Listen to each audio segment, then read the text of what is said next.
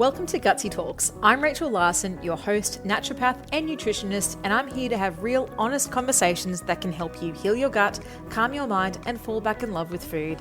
Together with leading health experts, we'll dive into all things gut health and explore the deep connections between your gut and overall well-being, so you can feel empowered to take control of your health and live your best life. If you love all things gut health, follow me for more on Instagram at rachel.larson or head to rachellarson.com.au. Now, let's get into today's episode.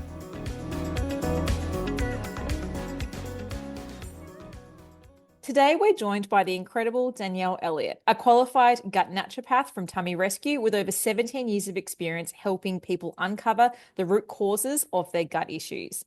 Danielle works with both kids and adults, helping them find relief from bloating, pain, and gas so they can finally feel comfortable and free of tummy troubles. Danielle's mission is to show people that they don't have to just put up with it or learn to live with their symptoms. There are real solutions, and today we're diving into a topic that's especially close to her heart, celiac disease. So if you've ever struggled with gluten or wondered if gluten could be the culprit, you definitely don't want to miss this conversation. So welcome, Danielle. Thank you, Rachel, so much for inviting me and having me today. I can't wait for this chat. Me too. I think celiac disease, it's a really known gut issue, but there is just so much that is not known about it. There's a lot more complexities that we're going to get into, and I felt that you were the perfect person to speak to about this. And I guess to start off, how did you come into the field of gut health, working with celiacs? I know you work with other things, but what led you to here? Yeah. So, yeah, as a naturopath, I guess a lot of us end up in this area because, personal experience, we've been through it or it helped us. And that's definitely true for me. More than 20 years ago, I was really sick, and that's what, led me to become a naturopath. But more specifically, a celiac and gut is due to, first it started with my husband. I can't remember. He was about 29. So we're talking about 13, 14 years ago.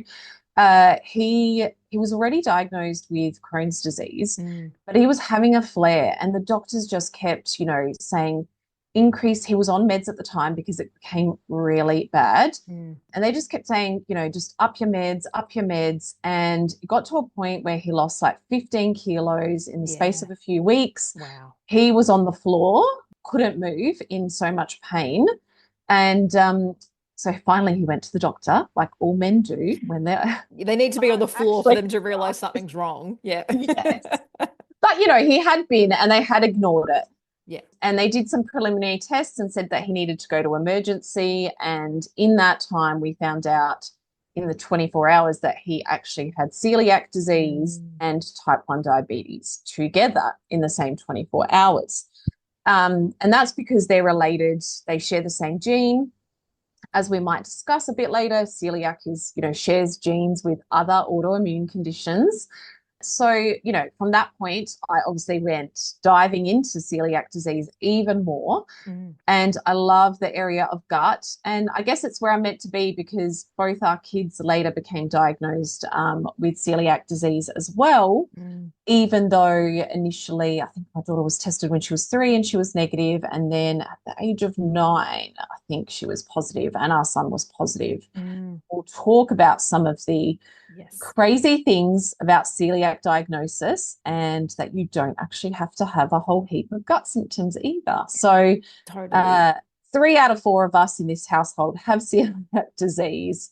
So it's a real passion, especially because it's not diagnosed often enough. So we'll talk about that as well. And you've mentioned so many important things. And I think one thing that we will touch on is that it can develop later in life and at different stages. So just because you've been ruled out once, you can't just be like, I'm all good for the rest of my life. Like it kind of maybe needs to be something that you keep on your radar. But anyway, I'm kind of jumping ahead, but it's just, again, there's just so much we have to get through. I know. So for people who don't know what celiac disease is, can we please just define what it is? We sure can, because it's really important to know. And I think a lot of people don't actually know, like they know that it's to do with gluten, and that's probably the limitation. Yeah. So it is an autoimmune disease. And as you said, you can be diagnosed at any point in your life with it. It's common, but it is definitely, as we said, an underdiagnosed condition. And it is triggered by gluten and more specifically the protein gliadin.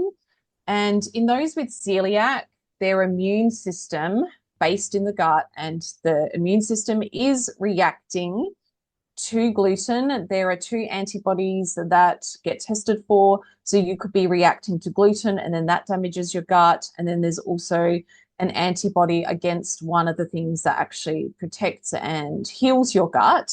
And it results in a lot of inflammation, which can produce a variety of symptoms. So, inflammation that produces heaps of symptoms and can also then, because it is genetic, can be linked to a lot of other autoimmune conditions as well. So, whenever we think celiac, we have to think about other conditions too.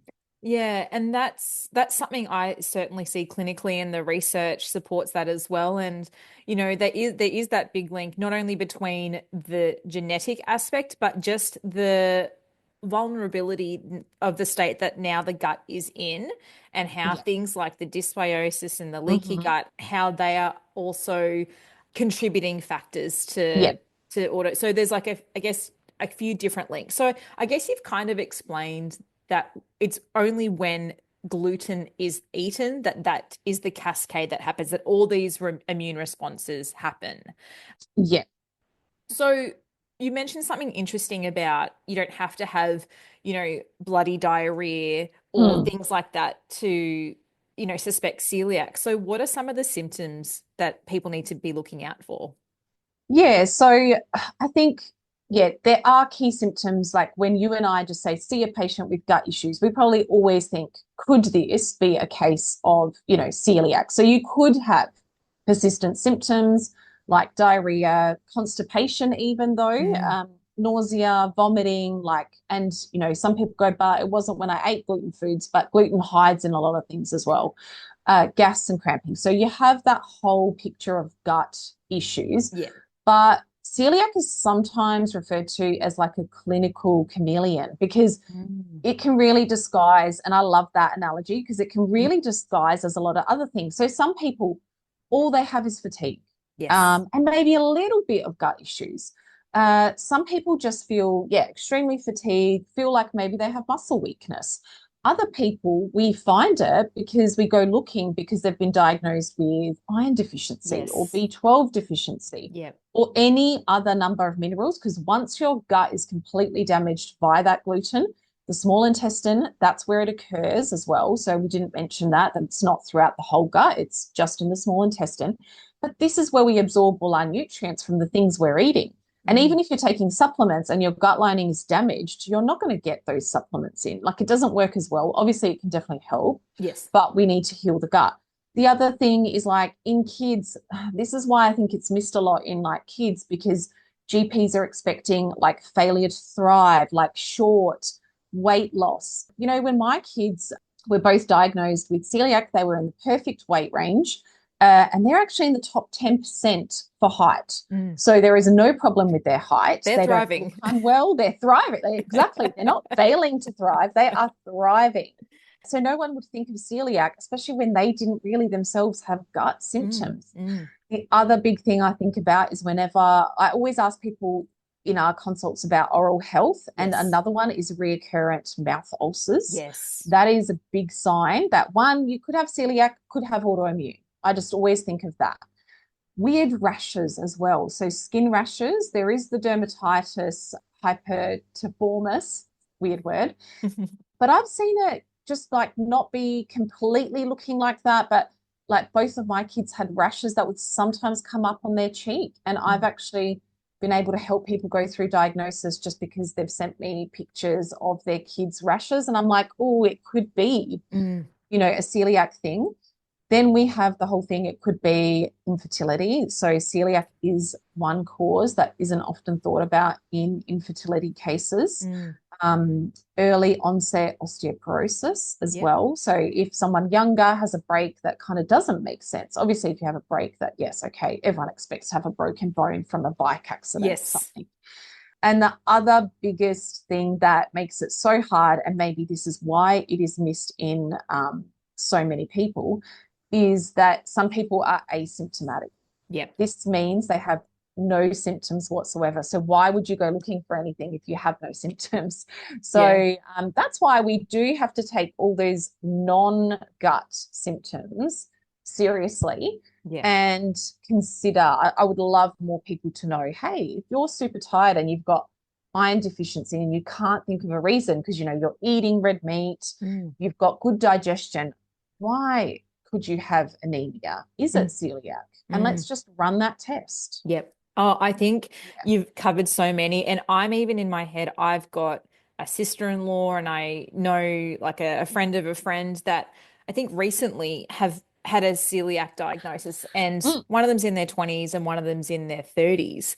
And it's just, I know having spoken to my sister-in-law, she wasn't one to have these really overt yeah. life disrupting symptoms. They were probably more on the mild side and probably Yeah. actually even picked up incidentally when they're like, oh, let's run this just in case, or we're just figuring, like, let's just run these bloods. And then it's like, oh, okay, there's actually a That's reaction correct. here. Um, Yeah. Yeah. and so I guess with celiac disease, what are because it can kind of come on at different ages and things like that. We've spoken about the Yeah. genes, so I guess talking a bit about that more, but what are some other risk factors that may actually trigger or bring on I guess an active state of the disease?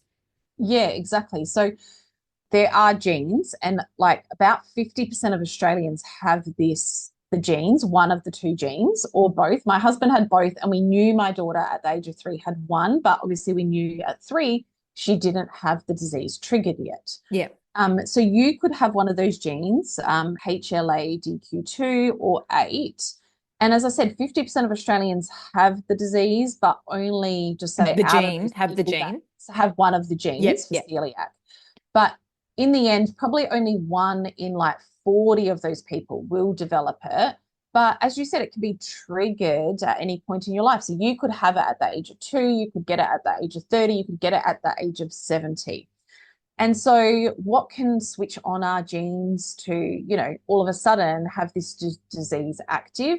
It could be a bout of gastro. That's what happened for my husband. He had food poisoning overseas. 6 months later, he had celiac disease. Mm. So, and, when he was diagnosed with his Crohn's earlier in his life, we know 100% he did not have, because he had endoscopy, colonoscopy. We know with the endoscopy, he did not have celiac disease present then. So it was, and they asked him, have you been sick? Have you had a virus? Have you had gastro? Have you had food poisoning? And yes, we were on a honeymoon in Oh Paris no. and he ate something that wasn't heated up quite right. I had the vegetarian option, so I didn't get sick. And, Oh 6 gosh. months later, that was triggered. Mm. Different stresses in the body can trigger it. So, yeah, you might have a virus that you never recovered from properly. You might have huge amounts of stress or, Mm. an allergy, another allergy that isn't being picked up. And so your gut is getting damaged. You're getting leaky gut. And this makes you vulnerable because any huge amount of like immune stress or inflammation can trigger the genetic condition to start. And I think of that. Celiac doesn't run in my family, but Mm, ulcerative colitis does. I've yeah, got two sisters and my dad with that. And it's, I guess, a similar thing because they're both part of that autoimmune family where there's that gene that's primed and ready to go if yeah. the right circumstances Hmm. arise. And then there's the environment that can just switch it on and there we go. And Yeah, it is one of those things where I guess, like you said, if 50% of Australians have this gene, I guess there's a lot we can do in terms of, to the best of our ability, preventing this and looking after this environment to the best of our ability. We can't yeah. always avoid food poisoning, like no No, one wants that. But no. when we're looking at things like physical stress and just the health Hmm. of our microbiome and a few other Yeah, things, I think it might be good for people to kind of know that they can be supporting their body and supporting their gene health, if that's even the yeah, right term to use. yeah, I yeah. don't know what else to call Well, it. it's good. I think it's good for the general public. It's easy to understand that we Yes. can, look after us. And like, my kids were so quite healthy at the time. Mm. And look, it still happened. I think always prevention is better than trying to cure, Yeah. which, you can't cure celiac. You have Yeah. to just learn to live with it. Yeah.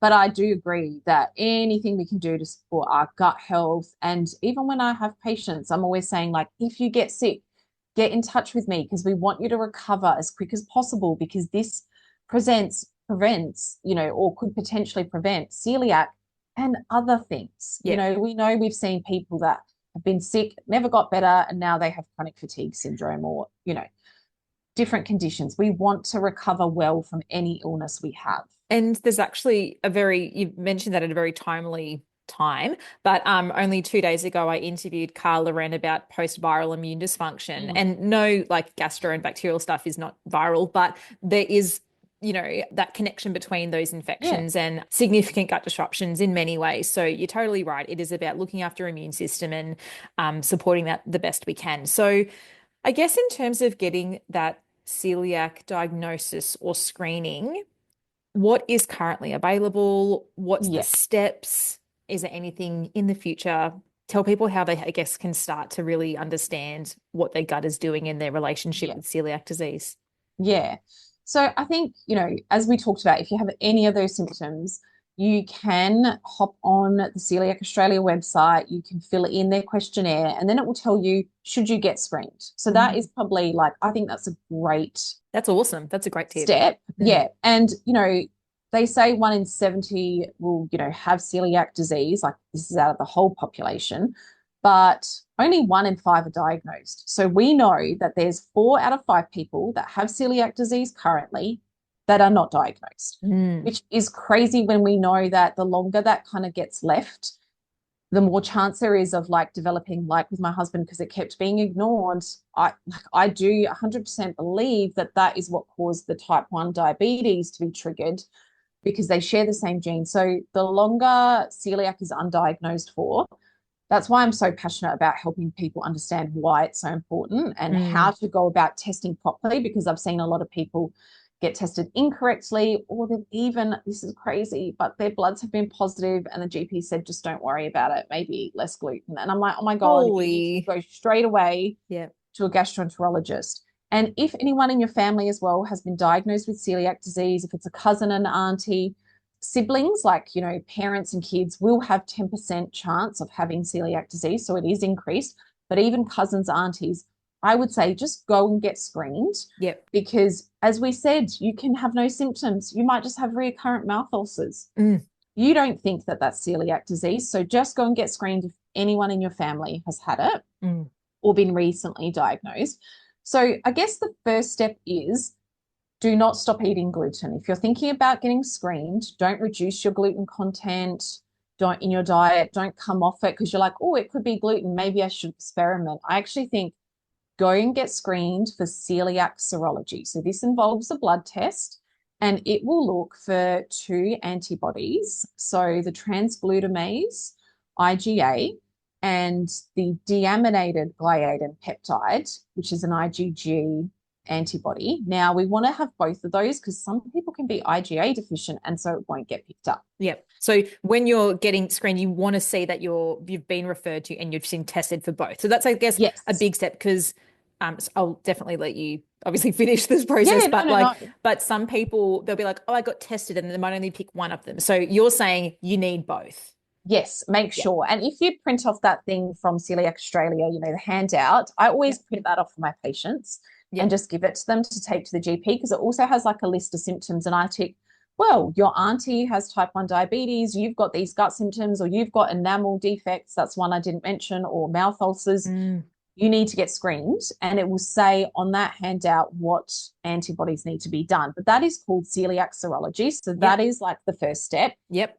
If someone's already gone gluten free and they don't want to do the gluten challenge, which because they're worried about symptoms, I do counsel my patients on a couple of things about that regarding the gluten challenge. It's like, if it is no way and it's out of the question, we can just get the genetic testing. Now, the genetic testing will just tell us, do you have a possibility of this being celiac disease or not?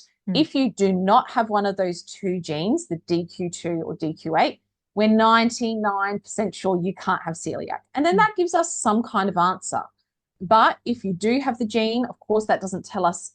Yeah, that's not the diagnosis. Yeah. It's not a diagnosis, but then we might go back to the drawing board and go, is a gluten challenge with just a bit of gluten worth it? And like with people with severe bloating or diarrhea, we might do like a low FODMAP gluten product. So there's like low FODMAP gluten bread. And I'll say, you don't have to eat bowls of pasta. What if we just did some crackers and some low FODMAP bread?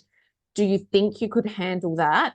If they feel like they can, I also say there was some advice years ago. I don't think Celiac Australia says this now, but that you needed to do it for 4 to 6 weeks. Yeah. We definitely need to do it for a period of time. It can't be a day because we need those antibodies to get to a certain number, and that's not going to happen instantly. Yeah. But what I would say to someone is if they are willing to kind of do the gluten challenge, and if we both consider it important, then we would do it with those lower FODMAP options. And we would say, get the referral from the GP for the celiac bloods. And then if you can't go the 4 weeks, if you're like dying and at 2 weeks, you're like, I can't do this any longer, just go and have the blood test. Yeah. Because if it is celiac, most likely the antibodies will be so high because you are so sick. Yeah. A lot of people as well, when they do that gluten reintroduction, yes, the first week might be a bit unpleasant. But just say if it is true celiac, they usually end up, because the gut gets damaged quite quickly, the symptoms will go down. Like the severity of symptoms will be manageable. But again, it is, maybe talk to your GP if you're like, look, I think I need to be screened for it, but I'm already gluten-free. What should I do? But that's my advice that I go through with each patient if we think it's important. But hopefully, look, soon on the horizon, we do think that there will be, they are going through testing of a test where just say, Rachel, if you have gone gluten-free, but we do think, it's in your family and that when you did eat gluten, you had a problem, they'll be able to take your blood, even though you're on a gluten-free diet, mix it in a test tube with some gluten particles, and they're looking for a different type of cytokine, which is an inflammatory chemical. So what they're doing now is, doing the research around, how accurate is this test? So they know what cytokine they're looking for, or inflammatory marker. So it's not antibodies. Yeah.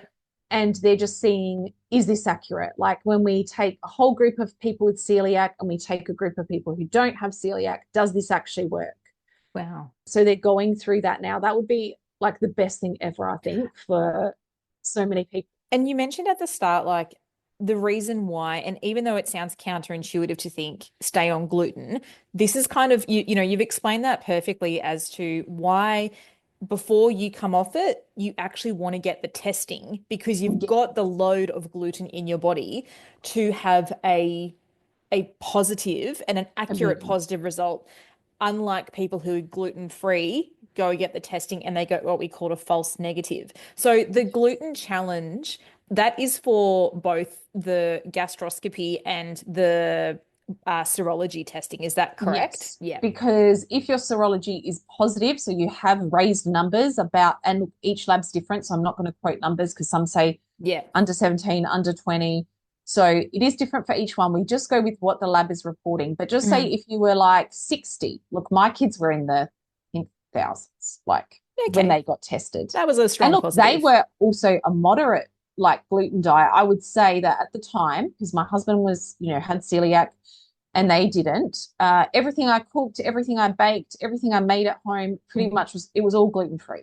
Yeah. It was just like they might have normal bread. Yeah.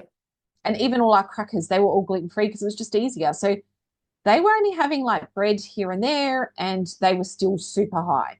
So once your antibodies are positive, or it looks like you could have celiac, then you have to be referred to a gastroenterologist to have an endoscopy to prove that is the gold standard of testing. They either can sometimes, your celiac is so bad, just say, in the case of my son, where they went in and with the micro, like just with the camera, they could see he has celiac disease because his Oh. gut is so degraded. It's got ulcers in it, and all the little fingers that are on our Mm. cells were degraded. Wow. With my daughter, when we tested, so we retested her again once he was diagnosed because, they're like, everyone in your family needs to be tested. So we tested her again. Her bloods were very elevated as well. Mm. Again, I think it was in close to 1,000. So, Mm. if under 20 is normal and you're Yes, in 1,000, that's yeah. quite telling. But when they went in there, naked eye couldn't see celiac, but they also take samples. So those samples go under a microscope, and then, the scientist goes, yes, this is celiac disease because we can see damage to the villi. Yeah. So they still suspected it even after the endoscopy. They're like, look, we think it's going to come back positive. We just can't confirm with the naked eye. Mm. So they take samples and send it off. You have to be eating gluten because if you don't get into your gastroenterologist for like 3 to 6 months, although it can take 12 months for your gut to fully heal, it might look like borderline and they'll go, oh, actually, you don't have celiac. So Yeah. we really need to make sure it's terrible to say, but that there is some damage being done still, that they can definitely make a call and a diagnosis correctly, because this is for the rest of your life. That's why I Yeah. think when I've heard a few GPs say that, oh, your bloods are positive, yeah, just stop eating gluten. I think if it's for the rest of your life and you're going to have to be careful about Yeah. crumbs and contamination, and you're going to have to tell everyone at every party you go to, like, you need this to be gluten-free. It can't have traces. I think, Mm. don't you want to know 100%? Yes. Because it's the rest, at the moment, it's the rest of your life. There And may be something on the horizon that means people with celiac might be able to eat gluten again, but we'll see. that's a that's a very fingers crossed hopeful future for people. And I think you're right to have that because it is something that you have to be very conscious and aware of Yes. ongoing. And so to have that level of screening in your life, you want to be like, I'm doing this because I have this, not just, well, maybe I do, maybe I don't. Maybe. Yeah, Because yeah. if you're not sure, right, this is the biggest thing I think for my patients when I Mm. talk to them and counsel them is like, so when they come to me and they've mostly gone gluten-free and they're like, yeah, I do notice an improvement. So I think I might have intolerance or I might have celiac. So I'm just going to avoid it and I'm not going to do the gluten challenge. I'm like, okay, but do you eat gluten maybe once or twice a year? Do you have a beer once or twice a year? Because you don't know that you've got celiac. Yeah. Just that exposure twice a year, just say, that can leave you vulnerable to all the autoimmune, all the other gut conditions we mentioned before, even bowel cancer. If you're Mm. damaging your gut and you're celiac and you don't know it, twice a year, and it takes 12 months or more for your gut to heal, your gut is constantly inflamed and a bit damaged. Mm. Not only are you probably going to have nutritional deficiencies, but as you said, that immune system in your gut is really not working at its optimum and it Yeah. can leave you vulnerable. And seriously, with the genetic conditions in my family, celiac diseases can be hard, and I know people sometimes don't want to know in a way, Mm. but type 1 diabetes is 100 times worse. Oh. And you don't want to leave yourself vulnerable to being triggered, like triggering something Yeah. else. Oh, So yeah, it's that really makes sense. And I think as well, because we know working with the gut microbiome so closely that there are actually a lot of gluten-containing grains that we otherwise may want our patients to have, like yes. rye and spelt, and they've got different Mhm. microbiome benefits. So if you don't have to be on gluten-free diet, sorry, if you don't have to be Yes. gluten-free, there could absolutely be a positive influence of eating gluten-containing food. So again, it's about having Yes.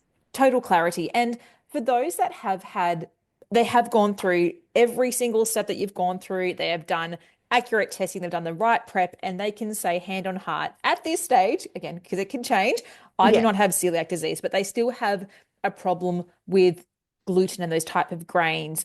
The things that I'm thinking of in clinic that could be, I guess, a differential could be like Hmm. the fructan intolerances, wheat allergies, or non-celiac gluten sensitivity. I guess, can you just explain some of those differences for people just to be like, well, I think I still have a problem, but it's not celiac. Am I crazy or what else could be going on? Yeah, definitely. And I think, we both see this, and that's why, like, working with the gut, it is so like nuanced, and you really need to know your stuff. Yeah. because you need to understand, or we both understand that they're just because, okay, it's not celiac. There's other things in gluten foods that you could be reacting to. And you might also, so as you said, you could have fructose, fructan intolerance. Again, we know that this is when your digestive system just can't process the fructose or the fructans properly. Yeah. And you and I can do stuff about that, which is exciting. So that can cause like stomach pain, bloating, and someone goes, "Oh, yeah, so I ate gluten and I had a reaction." But it doesn't have to be that one protein gliadin that Yes. is the trigger in celiac disease. Yeah. Now, this isn't like an immune condition, although, we want to improve the gut lining and improve the gut immunity. It's not an immune reaction. Yeah. So we know it's just usually it's like poor digestion, poor absorption of those other food particles. Yeah. It can be diagnosed via a breath test, possibly. And, you might be reacting to gluten, but also maybe some foods like watermelon or apple, broccoli.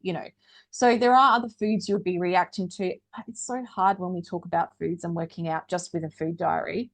Oh, What is the yeah. problem? Because we eat so many foods a day. Like if you Yeah. eat 3 to 5 times a day and you can react for up to like 3 to 5 days later, how do you work that out with just a food diary? Totally. Then there's wheat allergy. So wheat allergy does involve the immune system, but it's more your immune system producing antibodies to wheat. So it's not gliadin, it's other proteins in wheat. So again, you'd be eating gluten foods going, but I'm having a reaction. Why isn't it celiac disease? It Mm. could be wheat. And so this can also cause it can become really severe and cause anaphylaxis. Yeah. But you might have difficult breathing. You might have other rashes like hives as well. And this can be diagnosed through like the skin prick test or a blood Mm. test. And then we have non-celiac gluten sensitivity. And when I first started in clinic like 19 years ago, it wasn't even, no one believed it was a thing. Yeah.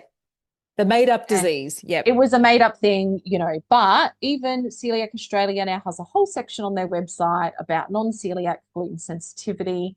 And when I wrote my gluten-free book, I did pop that in there as well because I thought it was really important, even Mm. though when I wrote that about 9 years ago.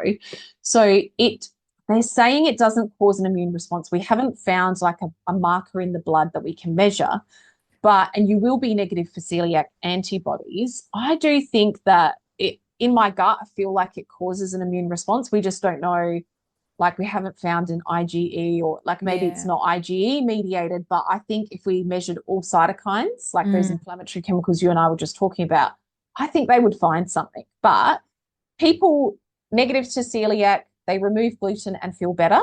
Yep. Maybe they like their headaches also go away, or skin, or their asthma kind of symptoms go away, Mm. or like I definitely class myself as non-celiac gluten sensitivity. I was tested for celiac about 9 years ago. Again, like I haven't actually tested the genes, but I was negative. But I Mm. did go on a gluten-free diet because of my kids and husband. Look, if Yep. 3 of them are gluten-free, why would I eat it? Yes. And I noticed after, and it took a long time though. It took like 4 to 5 months for me to realize, wow, I'm not getting headaches anymore. Yeah. The brain fog lifts and things like that. Yeah. And my Yeah. skin improved and my endometriosis symptoms improved as well. Mm. So, and also I had some antibodies for rheumatoid arthritis, like very early stage. Mm. And that all went away when I took gluten and dairy out. But and when I eat it, I'm like, oh, yep, I get a headache. So that is confirmed for me now because when I introduce gluten, I will get a really, really atypical, weird, bad headache. Yeah. So, yeah, so that's kind of how all those different, and, that is just a small list. As you know, there are a whole heap of other things that could be going on when you're reacting to gluten. That's why you need someone who is a specialist in this area, I Yeah. think. And looks, I guess, not just at the celiac and looks at Yeah. the whole person and the other differentials with a very, I guess, evidence-based, but very specific lens because we are really trying to get clarity on all these Mm. different things that could be going on. Which brings me to my next question is what tests, aside from obviously the screening and the diagnosis testing for celiac that we mentioned, what other tests do you find helpful in terms of explaining digestive health and just supporting a celiac person? Yeah.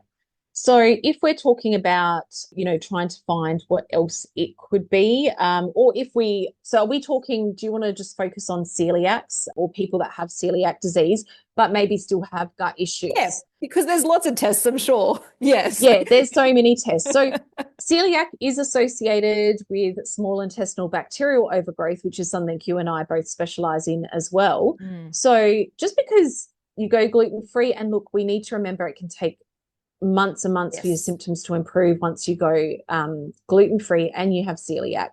But something you and I would always do is support healing, Yep. support reducing inflammation, gut-based inflammation and systemic inflammation. And we would also go through and check someone for all their nutrients, like Mm. all their and so we can do that through the GP, because at time of diagnosis, most people with celiac have one or many nutritional Yeah, deficiencies. vitamin D, iron, B12, those types of things for sure. Exactly, zinc. But we do need to remember that, and that's what I help people as well, is understand that your celiac symptoms aren't going to go away overnight, but we still Mm. want to make sure that there's nothing else going on. So my son, the reason he was diagnosed with celiac is he had severe bone pain, Mm. mainly in his feet and shins.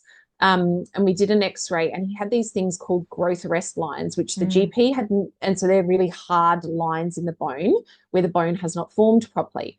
He hadn't seen it in 25 years, this GP. Wow. My son had not a single gut symptom. And I guess I do focus on gut health. So I've always supported my kids' gut health Yeah. from the time they were born. Yeah. No gut symptoms. So this leg pain would be him screaming for 40 minutes at night. We'd be Oh. putting creams on. We would be putting a heat pack. We'd be giving pain relief. And he would be like screaming where he couldn't actually listen to us. It was such Oh, severe pain. poor And darling. that took, once we went 100% gluten-free, because we had the endoscopy, gastroscopy, Yep. it took at least 3 months for those events, those nighttime events, to go down. Yeah. So, and through testing, they've seen that someone who only goes on a gluten-free diet with celiac, it can take 12 to 18 months for your gut to be back to normal. Mm. We know we can kind of support this to Yeah, we speed can up, we can but ramp this up, yeah, we can hopefully. ramp it up. So I definitely was doing that, and it still took 3 months. Yep. So nutritional deficiencies, you want to rule out if someone's still getting heaps of bloating, especially, or gas, pain, SIBO, small intestinal bacterial overgrowth. So we'd do that with a breath test. Mm. You could look for, FODMAP intolerance. Obviously, that could just be linked to the damage in the gut and the SIBO. Yes. And you can also do stool testing as well, just to see what damage has all this immune activation, inflammation, damage to the gut lining, poor absorption of nutrients. What is this doing to the whole gut? Mm. So we could do microbiome testing and functional GI marker testing. And so tell us about, because you and I love a good stool test. Yeah, It's just got so much information that can just explain so much. yeah. Do you see certain markers or bacteria or different things in a celiac affected person? Yeah, so we would probably see, like, if it's around the time of diagnosis or just before, or even, I would say probably about 6 to 12 months of when we're still healing, you're going to see some inflammation markers raised. So I guess that's not, when you see that, you're not going to freak out. You're going to know, Yeah. okay, the Yeah. gut is still inflamed. We need to do the things that we know that support this. So you might see some blood as well, Mm. because, the small intestine can be damaged so much that there could be some blood coming down into the stool. You could see calprotectin can be very high in someone who has all that cell damage going on. That's another inflammation marker. This is also present in inflammatory bowel disease, but in someone with celiac, you can still see that. Yeah. You might see other inflammation markers like lactoferrin. These all indicate that there is organic disease and damage to cells, which that's what celiac disease is. Yeah. You could see other markers like zonulin, indicating that the gut is very porous and leaky going on.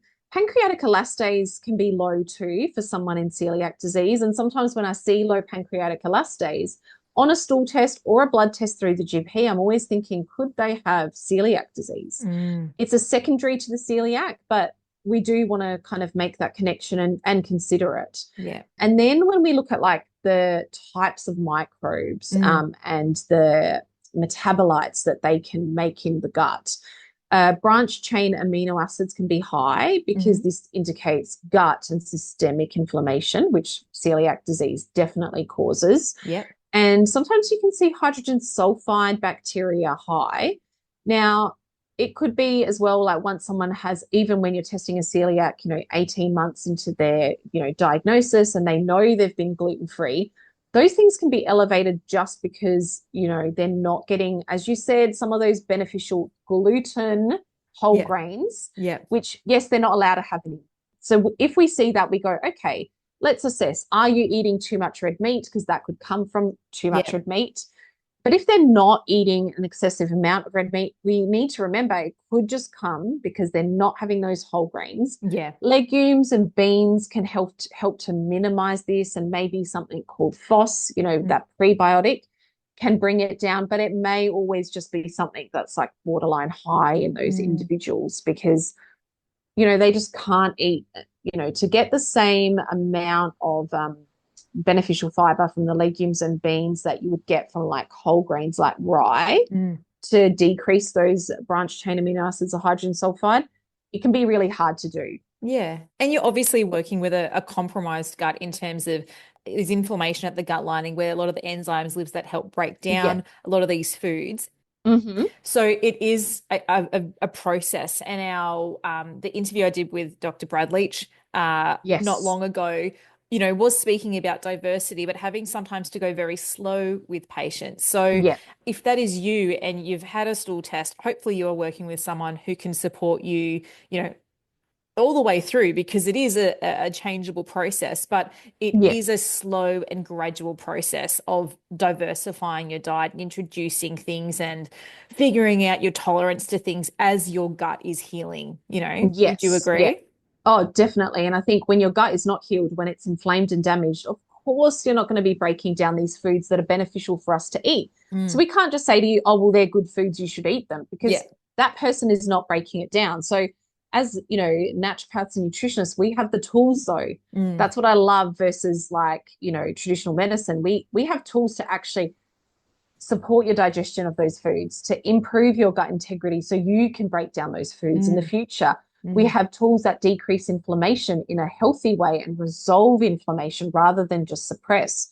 So Mm. it is a slow process, but I've seen sometimes improvements on stool tests in 6 months that a Yeah. lot of those inflammatory and damage, like telling us that there is cellular damage, improve within 6 months. So Yeah. I think that's pretty amazing to see. We love a good case where there's a bit of Yes. hope there because I guess a diagnosis can sometimes feel like a bit of a doom and gloom. So to see change is, I'm sure, a very nice thing for people to be hearing. I want to talk about there's a couple of things that I think maybe get a little bit of misconception or myths around gluten. Two things that spring to mind is oats and how Mm-hmm. and can a celiac, can a gluten person have it, and sourdough because you often hear people say I have gluten but it's sourdough and you're like okay it's still gluten so tell me what's the go with oats and what's the go with sourdough because as well oats are sometimes labeled as gluten-free oats Yes. Oh so my let's gosh. let's This talk about is that. another thing that I just sometimes get really, oh my God, stressed about and like really big on like pushing the point of why we need to be so careful. So, just in short, we'll start with sourdough, simple. You can't eat sourdough. If you got celiac it's a no. If you've got celiac, you can eat gluten-free sourdough bread, Yes. but not sourdough. And yes, and again, it's something to remember for those people who are listening to this and know that they've got celiac disease. Just because you have a beer, which just say contains gluten, and you don't get really bad symptoms, does not mean you are allowed to have it. Yes. Just because you don't have symptoms does not mean at a cellular gut level that your gut is not being damaged. It is 100% being damaged. And as I said, some people don't even have symptoms. So you cannot go based on your symptoms. Just because you think, oh, I seem to tolerate this Yeah. lower level or what, you are not allowed to have it. Yeah. Yeah, you're damaging your gut. And yeah, but oats is another one that online, especially like if you look at recipes and you see recipes on Instagram and it's like gluten-free oats and like you can have gluten-free diet and it's got oats in it. Now, I even have this with one of the programs I use to create recipes for my online membership. their gluten-free recipes have oats in it. It's American based. So American, UK, they allow people with celiac to eat oats. Mm. In Australia, we have a different stance on it. And so gluten-free oats are labeled that probably because they are not grown near It's more wheat and about they're not contamination, isn't contaminated. it? Yeah, Yeah. it's more about contamination. Mm. But the thing with oats is it does not contain gliadin, which is that protein that people react to with celiac, has avenin. Avenin is another protein, and they think the numbers are 50% of people probably could tolerate oats, and 50% will still, their body will react to avenin protein exactly the same way it reacts to the gliadin protein.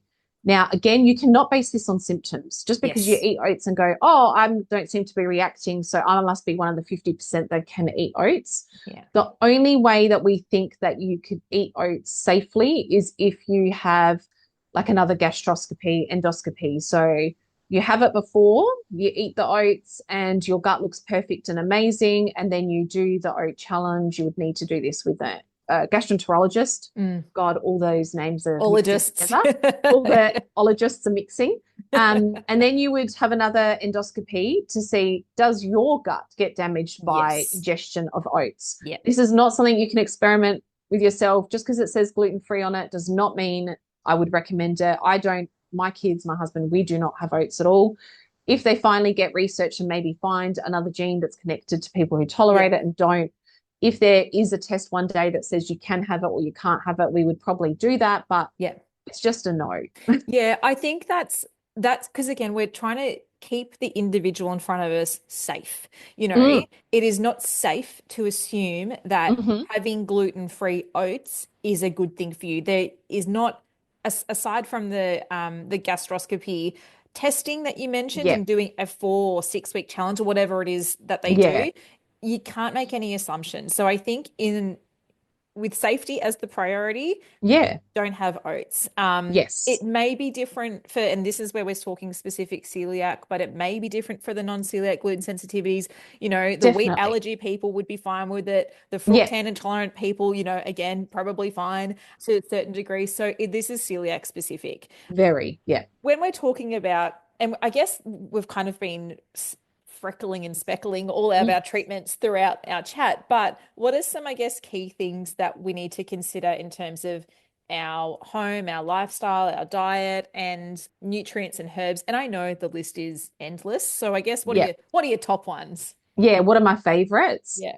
Definitely, I always think about when we look at herbal medicine, we're looking at reducing inflammation as quick as possible, Mm.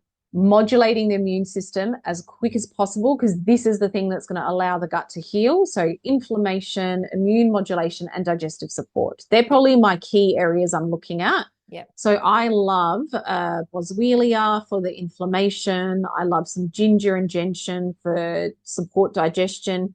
Because anyone with celiac, your gut is so damaged, you are going to have a problem with digesting. And that's where someone goes, okay, I got celiac, but I'm also reacting to dairy. I'm also reacting to this Yes. food. Yes, you will. While your gut is super damaged, you Yeah. will. Yeah. Um, Immune modulation, I love the Asian mushrooms like reishi and shiitake and things like that. Looking at key nutrients, as you and I both said before, number one would be assess what nutrients you like. We have Yeah. key nutrients for immunity, assess what you're deficient in first. Yes. Yeah. So you would need to replace those if you're low in those. So like if you have low iron, you need to start taking iron Yeah. because you're not going to be absorbing and digesting it from your food, and you need higher quantities to get you back up. Otherwise, you're going to have persistent fatigue. You could have like if you've got magnesium deficiency, you can have cramps and headaches, and like we just want to get rid of all those symptoms as quick as possible. So Mm. supplements are perfect for that. And then we want to look at nutrients that actually heal the immune system, heal the gut lining at that cellular level. So zinc is probably number one. I do love Glue, zinc. yeah, zinc, you have to. And usually they're deficient in zinc anyway. And your Yeah. immune system is like just having this huge heart attack. So you need to have zinc. Glutamine, collagen for repair, vitamin A as well, because vitamin A is very specific for that mucous membrane lining, Mm, which mm. is, from mouth to anus. So you're going to need that. And then, as I said, checking for those common nutrient deficiencies and vitamin D. Again, people are often very low in vitamin D Yeah. at time of diagnosis. And vitamin D, we need that for immune modulation. Yeah. So diet is obviously one of the biggest parts with celiac diagnosis. And, it is big. I definitely sometimes, if people are really struggling and, I've got so much to go through with them in their appointment, Mm. I would say, look, get a healthcare plan drawn up to see a dietitian Yeah. and someone like that who can support you with your macronutrients, your micronutrient, making sure you're getting everything. I still support them with like recipes, and obviously Yes. living with this condition, 3 out of 4 of us, I've got, restaurant ideas, how to talk to staff at the restaurant, all those things that can just take the stress Mm. it's a massive adjustment. Yeah. And then I talk to people a lot about like how to manage going to parties and going out to make yourself safe. Because I know people try really, they want Of to look after course. you and that, but they Yeah. don't understand just how dangerous having to say, oh, these crackers are gluten free and there's a dip here. But then someone came over here with a Yeah. gluten cracker and dipped it into that dip. I'm like, we can't touch that now. It's Yes. contaminated potentially. Like, and even a crumb is enough to trigger an immune response in a celiac patient. I think for me, I think that's a great thing about the crumbing and the contamination because really I think about the toaster as the like the place where like I've put a gluten-free slice of bread in where my partner or whoever has just put Yeah. a gluten-containing slice of bread. That toaster is a contaminant. It's now been Yes. contaminated. We Yeah. need a Separate total, toaster. yeah, we need a separate toaster. Um, yeah, we just need a separate toaster. Like it needs to be a gluten-free place. And I also think of, and I know again, there really does need to be a huge level of education around this. Mm. Sauces. I think sauces, as you would know, having a Yeah. gluten-free household, they're things that you have to read the labels. And it may, 100%. and obviously there's another podcast I need to do about the labeling that we have. Yeah. Things aren't always super clear. I No. think things that specify gluten-free, if it doesn't say it's gluten-free, I probably wouldn't touch it. Like, if Yeah. it's not, because most companies I would assume would be wanting to say gluten-free if they can. So if they're not saying it, I think that would be something I'd be looking for as opposed to being like, I need to understand this label. When you're first diagnosed, yeah, probably safer to stick to like what says gluten free until you learn Yes. the tricks and stuff about reading labels. And again, that's something I teach my patients because if you only stick to gluten free, like labeled products, Yeah. you're very limited. And Celiac Australia does say, that this is a choice for people if the Mm. ingredients don't contain gluten. And again, there's some that say, just say if we're talking about glucose syrup that's derived from wheat and says gluten, that's actually safe because it's so refined. Glucose Yeah. syrup no longer, when it's come from wheat, no longer has any particles of gluten in it. Mm. So it goes both ways. And until you learn all that like nitty gritty stuff and feel Need a bloody confident, I degree, would say, everybody. yeah, yeah. So I help patients with that. And even Yeah. like for them, I just say, you can eat this, this, this. But Celiac Australia does say you can either choose to have those things where, it doesn't have to be labeled endorsed by them as Yep. gluten free if Yes. there's no gluten in the label. And there are some things you can eat that say wheat, but it doesn't contain gluten. Mm. Again, you need to talk to someone who specializes in this Yeah. so you are safe. It's a big conversation, And clearly. butter, jam, peanut butter, like Yeah. all those things. Honey, I just say get squeezy bottle, you know. Yeah, in terms of that knife contaminating it. Yeah. Yes, because Yeah. who does not double dip with their knife? Like, Everybody does. seriously. I've been away on family holidays and someone said, oh, I'm just going to use your butter. Is that okay? And like, I'll say yes, Yeah. and then I watch them and they go in again. So, because we all do it. It's a habit, Yeah. Yeah. you know? Oh, totally. I think the squeezy bottle is an awesome hack.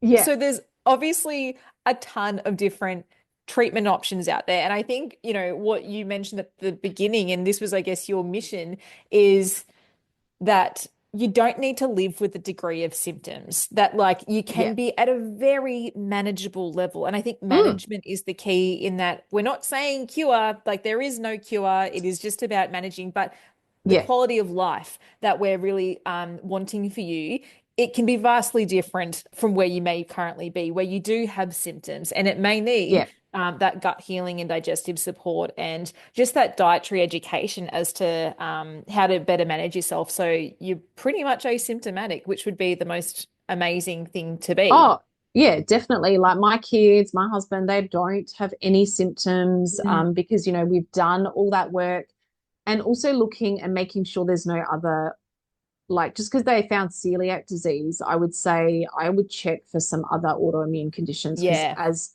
they can be triggered at the same time and you want to know that rather than not know that. And I've had to push for that Yeah. with my daughter because they wanted to just leave things. Yeah. And, I said, no way. But definitely, if you go to a gastroenterologist, get diagnosed with celiac, they'll just say, like, your only option is go gluten free. And Mm. yes, that is something you have to do. But people like you and I, Rachel, we can provide them with support to get them better quicker and make their gut.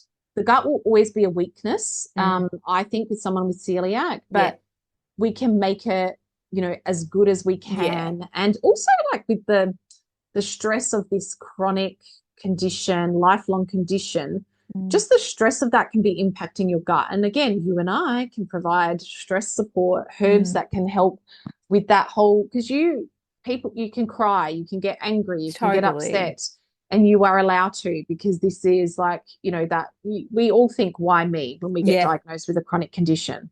And so we can provide support with that as Yeah. well. So I just want people to know, like you said, that gluten-free is not the only thing you can do to improve your symptoms. Mm. We can Love do that. so much. Like it's endless almost. I love that, and I hope people listening to this are also thinking, great, there's other things in the toolkit I haven't explored yet, and Yes. life is looking a little bit brighter. So I guess I'll end it on this question. If you were to give, I guess, your number one piece of advice, what would it be to someone who feels like they have an issue with gluten, is a celiac, like what would it be? What would be the number one piece of advice? Yeah. So if they have a feeling they have celiac or yeah, and they don't really know yet, the Mm. number one thing to do, don't stop eating gluten. Yeah. I guess that's the number one thing people Sounds think to sounds do. yeah, sounds counterintuitive, but we've Yeah. explained why. Yep. Yes. Until you have everything sorted out, and look, you can get the bloods pretty quickly. Yeah. Until that's sorted out, do not change anything.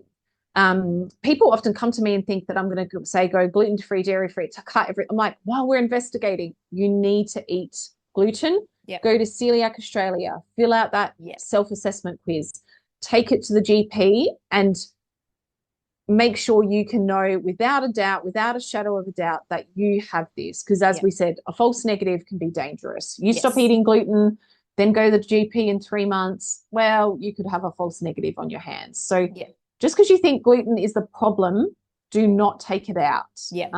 until we know. Wow. And I think people probably didn't think that the end of this would be keep eating gluten, but Have that again, donut. yeah, Have that Danish. No. for a moment, but really, like we've explained the science as to why, and we've explained the importance. Um, I really think this was an incredible topic that was spoken about, and even exciting to hear about maybe the new prospects of not needing gluten challenges, and maybe there's things in the future that could mean that people could eat gluten again. But not only that, just the fact that there is more to a celiac diagnosis than just having a gluten-free diet that I think could Yes. be life-changing for people. So thank you. Um, and if people wanted to work with you, reach out to you, learn from you, how do they do that? Yeah, so they can just Google Tummy Rescue or Danielle Elliot. I'm on Instagram, Facebook, all those places. I work one-on-one with people Australia-wide via Zoom. So you don't have to be in Adelaide to work with me. I have lots of patients interstate and also run an online membership for people to help resolve their gut issues. And there is definitely a celiac masterclass cheat sheet, all those resources inside there to help people if they think they've got celiac disease. So there's tons people can do, and I will put how to connect with you, your website and Insta link in the show notes. So Yeah, thank you again. It's been incredible. Thank you so much for your time. you are so welcome, Rachel. Thanks for having me. I have like thoroughly enjoyed this talk. And well, it's a chat, it's just been so great. And I hope that, a lot of people have a better understanding of celiac disease, what it is, and how to actually get diagnosed correctly. Me too. Thanks, Danielle.